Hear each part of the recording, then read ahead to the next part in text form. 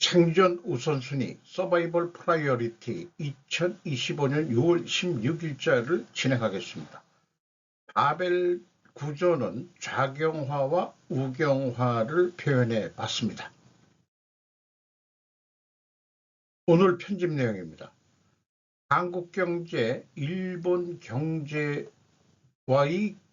격차 줄이고 대등한 위치로 국교 정상화 60년, LA 시위는 평화적이었다고 따지는 기자를 논리로 박살내는 백악관 대변인, 거세지는 LA 시위, 노 킹스, 빚더미로 만든 시진핑 철도 굴기, 드러난 부채 1조 4,600억 달러, 세계 최대 가스전 화염 휩싸여 이스라엘, 이란 에너지 심장부 추가 타격, 이란 이스라엘 공격, 한국 대통령실 군사충돌 반대 이스라엘과 이란의 자제 요청, 육군 250주년 기념 퍼레이드, 트럼프 워싱턴 DC 거리의 탱크와 군대를 주재하며 요약, 무기 수출 해금 11년 만에 최신 호위함의 인수, 세계적 군사비 확대 순풍, 브로드웨이를 밝히는 빛, CNN의 몰락은 좀 미리 앞에 좀 소개하도록 하겠습니다. 한국 경제, 일본과의 격차 줄이고 대등한 위치로 국교 정상화 60년, 연합뉴스 일본판입니다. 정치 문제로 얼어붙은 한일 경제교류 정상회담을 계기로 부활. 최근에는 한일 경제협력이 점진적인 회복, 국면에 접어들고 있다. 양국은 2023년 정상회담을 계기로 외교관계 개선과 경제 분야 협력의 본격적인 재개를 합의했다. 한국은 소득 역전 성과, 일본으로부터 교훈을 얻어야 한다는 지적도, 일본은 1990년대 초 거품 경제가 붕괴하면서 잃어버린 30년이라는 장기 정체기에 빠졌다. 같은 기간 한국은 수출 중심의 산업화와 정보통신기술 확대를 바탕으로 성장세를 이어갔다. 아시아 외환위기와 세계금융위기 같은 외부 충격에도 불구하고 2000년대에는 연평균 약 4%의 실질 국내 총생산 성장률을 유지해 일본과의 격차를 줄였고 결국 양극 간 소득 역전이 일어났다. 지난해 한국의 1인당 GNI가 36,624달러로 일본 34,500억 달러를 앞질렀다. 명목 GDP는 일본이 한국보다 높은 수준이지만 양국 간 차이는 점차 줄어들고 있다. 이런 추세가 앞으로도 계속될지 불투명하다. 한국도 저출산 고령화에 따른 장기 저성장의 문턱에 접어들었기 때문이다. 2023년 기준 한국의 민간 부채 GDP 대비 비율은 207.4%로 일본 버블 시기 최고치 214.2%에 육박했다. 민간 부채가 우리나라는 더 문제일 것 같습니다. 급격한 고령화된 인구 구조 변화는 재정 건전성 악화로 이어질 가능성이 높다. 일본의 정부 부채 잔액은 2023년 기준 240.4%로 세계 최고의 수준이다. 한국은 50.7%로 낮은 편이다. 이 50.7% 낮은 편이라고 이재명 대통령이 추경이라든가 돈을 더 풀자 이런 쪽으로 정책을 해나갈 것 같은데, 민간 기업이라면은 부채 비율이 50%가 넘으면은 경영권을 뺏기죠. 그러니까 아마 국가도 난 일이 있으면 좋겠어요. 그 GDP 대비 그 부채 비율이니까 그 GDP 대비 거예요. 어쨌든 기준이 모든 50%가 넘어버리면은 정권을 뺏기는 거로 그렇게 헌법을 만들어야 되지 않을까 그런 생각도 해보게 됩니다. 민간 기업은 50%가 넘으면은 경영권을 뺏기게 돼 있어요. 그렇다면은 그 정부가 부채 비율이 50%가 넘어버리면은 50%는 너무했다.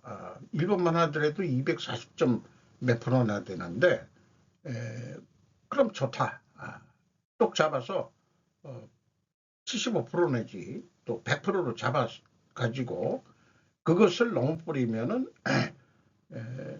다시 대선을 하는 거로 그렇게 하면 어떨까 하는 그런 생각이 들어가 버리네요.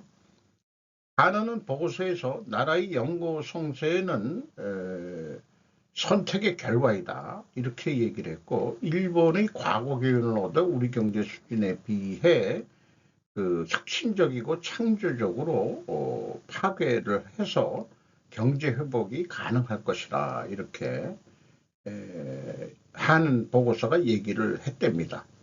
그러니까 자동으로 뭐 경제가 발전하고 우리의 선택의 결과니까 우리가 일본의 교훈을 삼아서 우리가 이번에 어떻게 이 저성장 길목에 들어가는 지금 터널로 들어왔는데 저성장의 터널로 어떻게 벗어날 수 있을 거냐, 이것이 핵심 과제일 것으로 보입니다. CNN에 몰라 이미 양극화되어 있는 시청자들은 중립방송을 크게 원하지 않았다. 유명 유튜버 슈카월드의 내용을 가져왔습니다. 2020년 미국 언론사 좌우 성향을 얘기했는데 워싱턴 포스트라는 데는 좌우에도 다 들어가 있네요. CNN이 좌경화되어 있었고 폭스뉴스가 지금 무경화되어 있는 것으로 되어 있는데, 실질적으로 미국도 좌파 언론이 숫자적으로 많습니다. 우파 언론은 별로 없는 것으로 이렇게 되어 있어요. 그런데 CNN이 정책을 바꿔서 중도적으로 가겠다고 했는데 이게 망했다 이런 얘기입니다. 왜냐면은 MSNBC 측 입장에서는 CNN도 적으로 보는 거고, 또 폭스뉴스 쪽에서는 CNN도 포함해서 적들을 보니까 중간에 껴가지고 CNN이 새우등 터지는 꼴이다, 샌드위치 꼴이 된 꼴이다 이렇게 이제 얘기가 되고 싶네요. 어쨌든 자기가 보고 싶은 것만 보는 시청자들로 규정할 수 있을 것 같다 이런 얘기입니다. 반면 폭스뉴스와 MSNBC는 당파적 논조를 더욱 강화하며 CNN과 차별을 두었다. 트럼프의 복귀는 폭스뉴스 광고 사업에도 도움이 되었다. 레거시 미디어의 신뢰도가 의심받는 시대다. 우리나라도 전통적인 보수라고 알려진 조중동도 지금 불편해하고 얘네들이 뭔가 변했다라고 얘기하는 사람들도 있습니다. 그러니까 조선일보가 중앙일보나 뭐 동아일보도 보수 언론이라고 볼 수가 없다. 얘네들이 변절을 했다. 그래서 요즘은 조선일보를 안 본다는 사람도 주변에 있습니다. 유독 제가 인터넷 뉴스로만 보고 있는데 뉴데일리가 우로 확실히 그 뉴스를 내는 것 같습니다. 그러니까 저 개인적으로도 천편일률적으로 다들 좌파 뉴스로 내보내고 있으니까, 지금은 현 정부가 좌파 정권이니까 칭찬 인색 비슷하게 나오고 있죠. 여기에 비판적인 기사를 내는 뉴스가 아직 하나도 안 나온 것 같아요. 그럼에도 불구하고 뉴데일리가 좀 비판적인 기사를 내보내고 있는 것으로 저는 그렇게 파악을 했습니다. LA 시위는 평화적이었다고 따지는 기자를 논리로 박살내는 백악관 대변인. 무슨 영어 방송인데 영어를 잘 우리말식으로 이해를 해서 번역을 해주고 있는 것 같습니다. 언론 기자들의 질문은 대부분 LA 시위는 평화로웠고 왜 군대를 투입했나 이런 식으로 따졌는데, 평화로운 시위를 왜 방해했냐고요? 무능한 그쪽 주지사에게 물어보세요. 이렇게 답변을 했답니다. LA 시위에 대한 여론이 갈수록 안 좋아지고 있는데요. 미국의 한복판에서 멕시코 국기를 들고 경찰과 싸우는 모습을 일반적인 미국 시민이라면 좋게 볼 수 없는데요. 트럼프 대통령은 주 방위군을 투입했고 캘리포니아 주지사는 이에 소송을 걸었다. 이런 표현이 있습니다. 앞에 뉴스와 연결해서 생각한다면은 인터넷 브라우저 플랫폼으로 뉴스들이 노출이 됩니다. 그렇다면 예를 들어 한국 네이버의 경우 중립을 지킨다고 언론사가 편집한 노출 순위대로만 옮겨주고 있습니다. 그러나 뭐 MSN 브라우저라든지 그런 것들은 자기 나름대로 순위를 정해가지고 올리는데 어떤 알고리즘인지는 저는 파악을 잘 할 수가 없네요. 저는 주로 야후를 보는데 야후와 그 영어 야후 재팬을 보고 있습니다. 그쪽은 자신들이 우선순위로 노출을 시켜요. 우리 네이버는 하도 야당한테, 그때는 이제 야당이었죠. 지금은 이제 여당이 됐는데 하도 항의를 많이 받아가지고 속 시끄러우니까 언론사들이 우선순위를 편집해라. 그러면 우리는 그냥 올려놓으면 놓겠다. 이런 식으로 하고 있죠. 과연 어디를 많이 보게 될까? 유튜브는 시청자의 취향을 인지해서 우선순위를 또 보여주고 있는 알고리즘을 가지고 있는 것 같습니다. 이런저런 생각을 해보더라도 결국은 어떤 주관을 가지고 선택은 시청자의 몫 아니겠느냐. 그런데 생각 없는 사람들은 그 공중파 방송, 우리 그 대표적인 그 우리 아줌씨들, 우리나라의 아줌씨들, 제 그 집사람 포함해서 방송에 나온 걸 그대로 진실로 믿는다 이 말이에요. 지금은 도대체 방송에 나왔다고 그게 진실인지를 의심하게 됩니다. 그렇습니다. 또 우리나라 방송도 이제 거의 뭐 좌경화돼 있는 그런 거에 돼가지고 비판을 해야 될 상황도 그거를 칭찬거리를 찾는데 급급한 그런 거, 이런 것도 좀 분명히 있습니다. 거세지는 LA시 노 킹즈, 이것도 슈카월드에서 가져왔습니다. 동일한 날 6월 14일에 군사 퍼레이드가 있었는데 미네소타주 상원의원과 하원의장 총격 사건 발생해서 이 미네소타 상원의원 존 호프먼은 총격을 당했지만은 목숨은 구했다고 그러고요. 그 전주 하원의장 멜리사 호트먼 부부가 총격에 맞아서 사망을 했답니다. 범인 용의자는 지금 추적 중이라고 하는데 아마도 극우주의자라고 그렇게 보인다고 합니다. 이번 정치 사건은 정치적 동기에 의한 암살이다. 멜리사는 임신 중절 권리에 대한 확대된 보호를 옹호하는 법안에 기여했다. 공화당은 좀 반대하는 그런 거죠. 그렇게도 있었고 이 모든 혼란의 시작은 LA에서 시작됐다. 저는 간단한 모토로 통치하겠습니다. 트럼프의 말, 약속을 하고 약속은 지킵니다. 그러니까 불법 이민자를 체포하겠다 이런 얘기인데 개빈 뉴섬 캘리포니아 주지사가 연방정부에 반대 성명을 냈습니다. 캘리포니아는 다른 주와 마찬가지로 불법 이민을 관리하고 있습니다. 그러나 도널드 트럼프는 캘리포니아 주 법 집행기관의 지도자들과 상의 없이 군대를 배치했습니다. 불법적이고 아무런 이유가 없습니다라고 성명을 냈습니다. 좌우가 대립이 되는 거죠. LA 시위자들은 다른 나라 국기를 자랑스럽게 들고 다니는 짐승들입니다.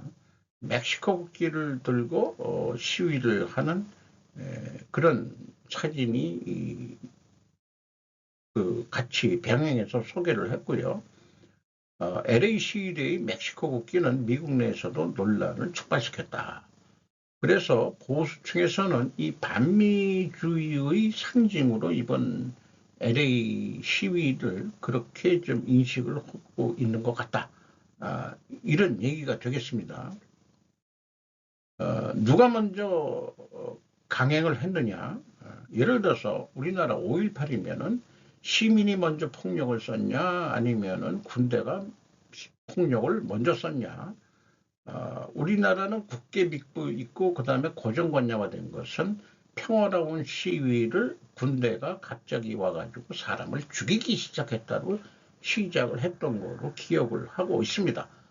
LA 시위도 마치 트럼프가 5.18 광주 때 항쟁 때처럼 군대를 무조건 투입해서 사람을 죽이는 것은 아니지만 여기서는 우리나라는 사람을 죽이기 시작했죠.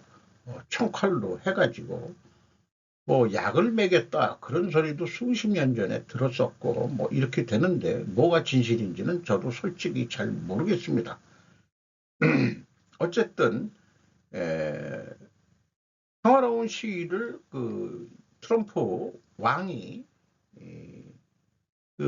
더 오히려 반대로 그 프로파간다 식으로 그 자극을 해서 시위가 격화되게 만들었다. 일부러 그런 쪽의 뉘앙스들의 뉴스들이 나오고 있는 것 같습니다. 그래서 노킹즈까지 트럼프가 왕이냐 이렇게까지 시위를 전국적으로 일어나고 있다는 얘기죠. 전국적으로 일어나고 있다는 얘기는 분명히 이거는 뭔가 뒷세력이 있다는 뜻일 겁니다. 어디겠습니까? 민주당이고 민주당의 그 지지하는 어떤 후원층 그런 사람들이 하는 거겠죠. 빚더미로 만든 시진핑 철도 굴기 드러난 부채 1조 4,600억 달러. 최유식 기자가 조선일보에서 6월 15일 날 보도했습니다.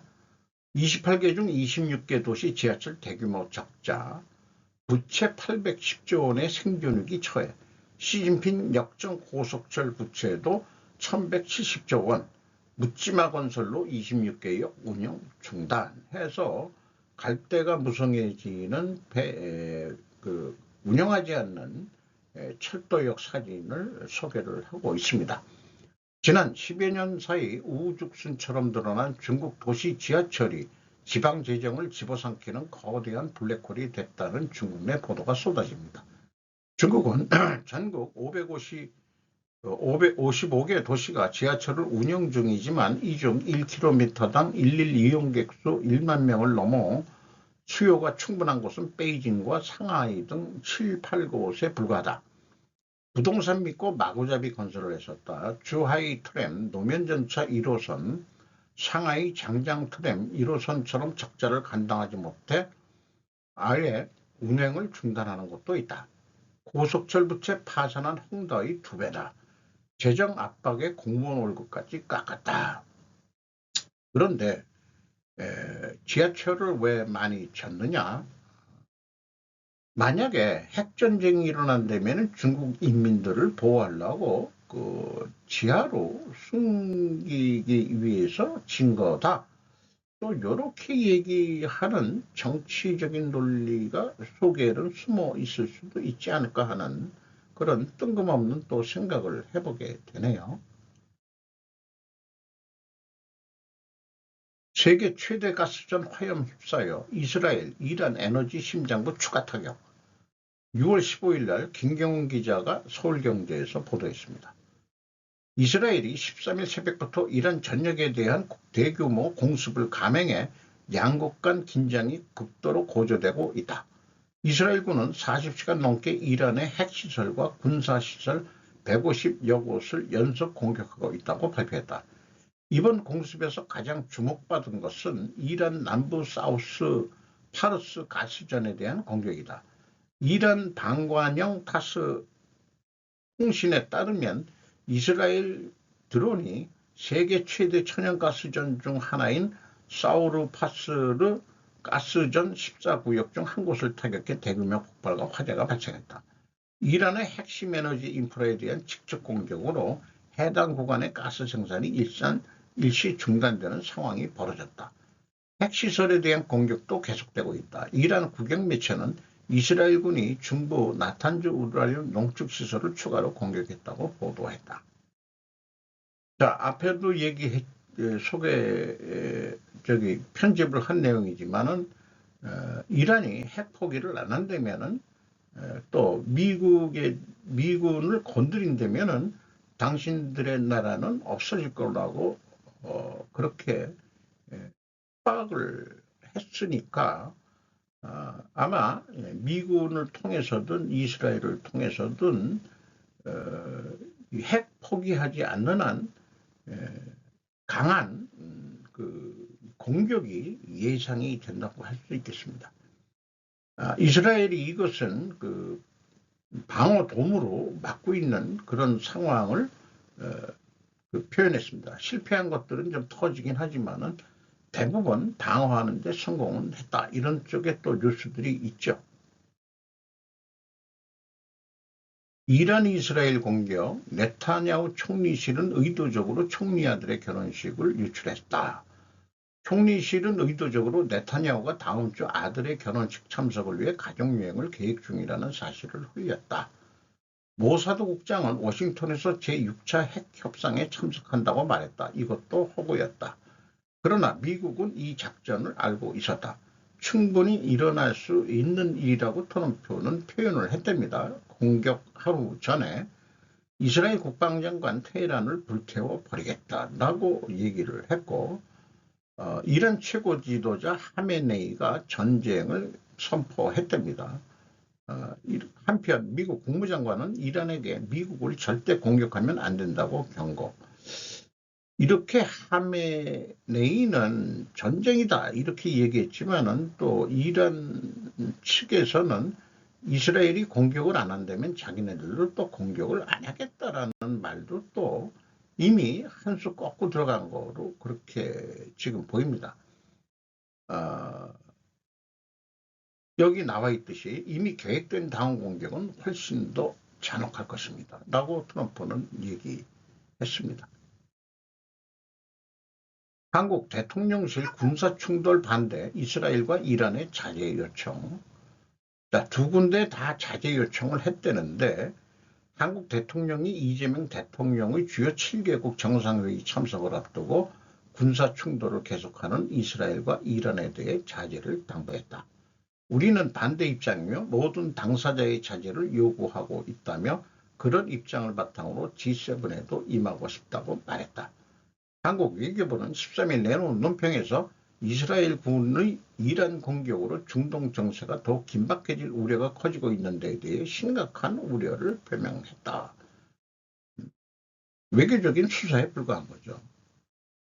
중동 문제를 야기하는 이슬람 테러 집단을 지원하는 이란에 자제 요구를 해야 정상 아닌가.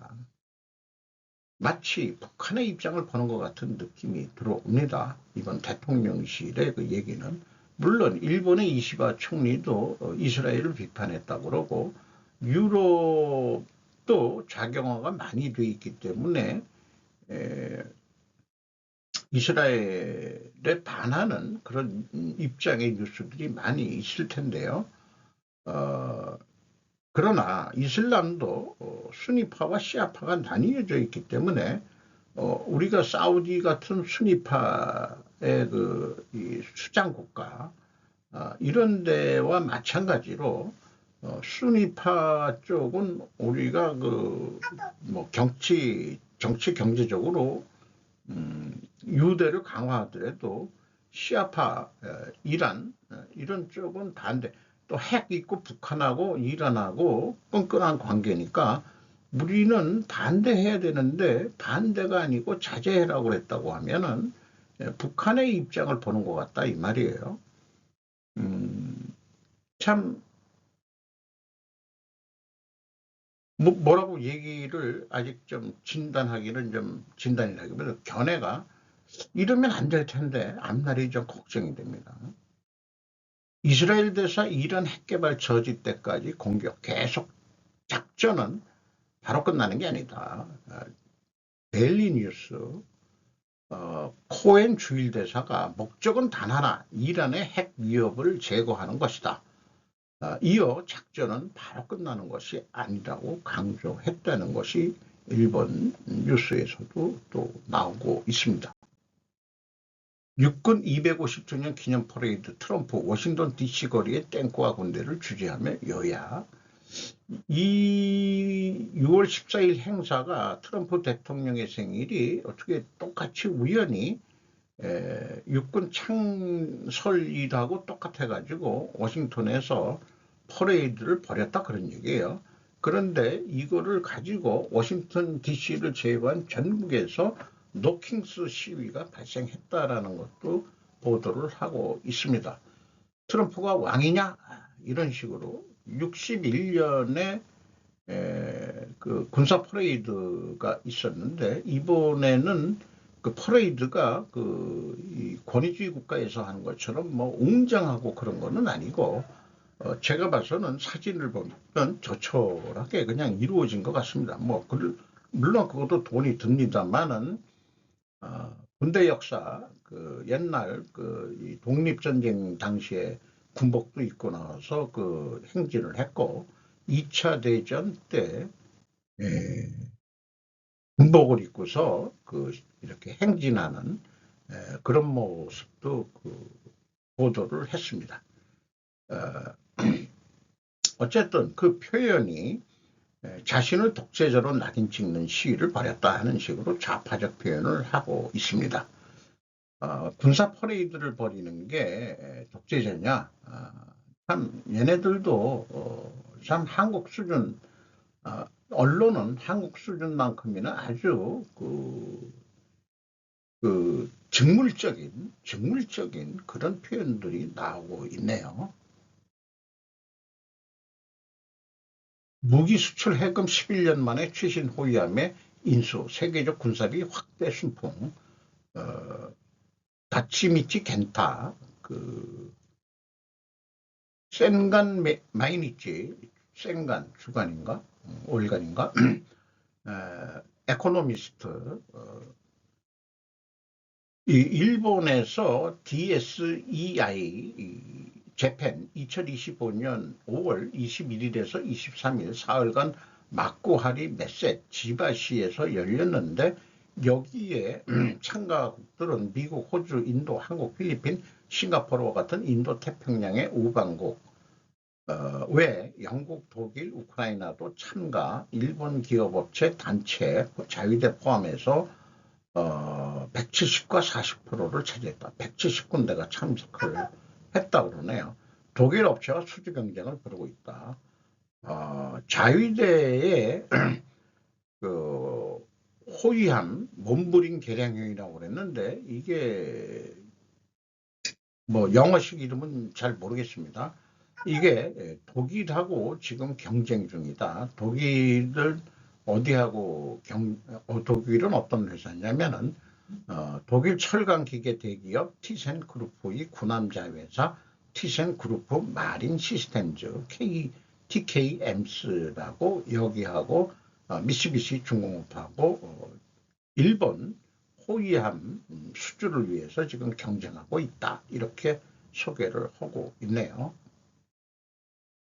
브로드웨이를 밝히는 힘, 제78회 토니상에서 뮤지컬 부분 작품상 수상은 한국 창작무적결 어쩌면 해피엔딩의 브로드웨이 버전 메이비 해피엔딩이 78회 토니상을 받았답니다. 요 제목 하나로 충분할 것 같고요.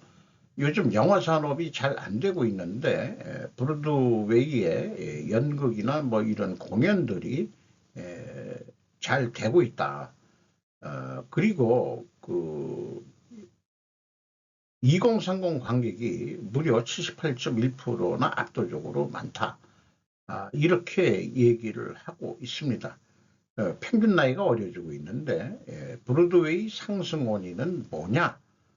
다른 티켓 가격들이 요즘 너무 많이 올라서 상대적으로 이 관람료가 천사가 되었다.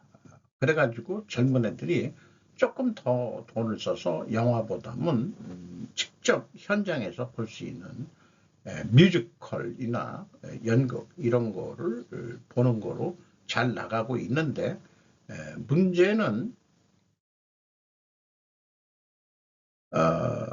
문제는 이 재판, 그, 속편, 뭐 이런 것처럼 창작이 요즘 제대로 안 나온다는 것을 좀 문제로 얘기를 하고 있습니다. 이상 마치도록 하겠습니다.